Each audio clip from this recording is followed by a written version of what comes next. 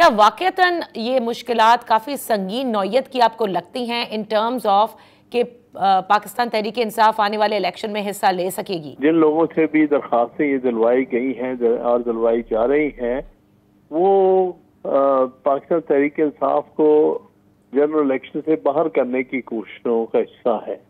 उनकी कोशिश है कि ना इन्हें इलेक्शन सिंबल मिल सके और ना ही इनके कैंडिडेट जो है इलेक्शन लड़ सकें पाकिस्तान तहरीक इंसाफ की तरफ से।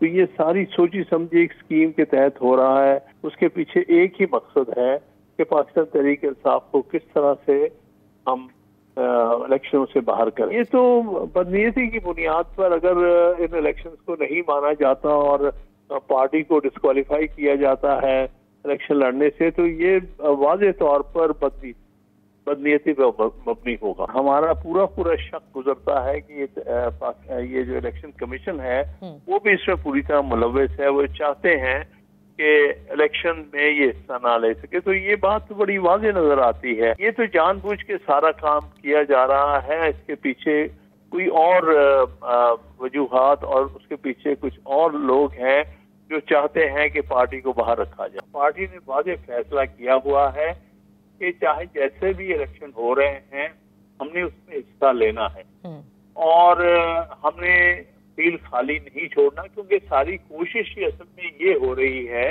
कि पार्टी को किसी न किसी तरह इतना तंग किया जाए कि वो बाइकआउट करने पे मजबूर हो जाए और अलग हो जाए, ताकि हम बाकी पार्टियों के दरमियान अपनी मंशा का इलेक्शन करा के अपनी मर्जी के रिजल्ट ले लें और मर्जी की हुकूमत बना लें। ये तो सारी सोची समझी एक स्कीम है जिसके लिए कोई मुश्किल नहीं है समझना।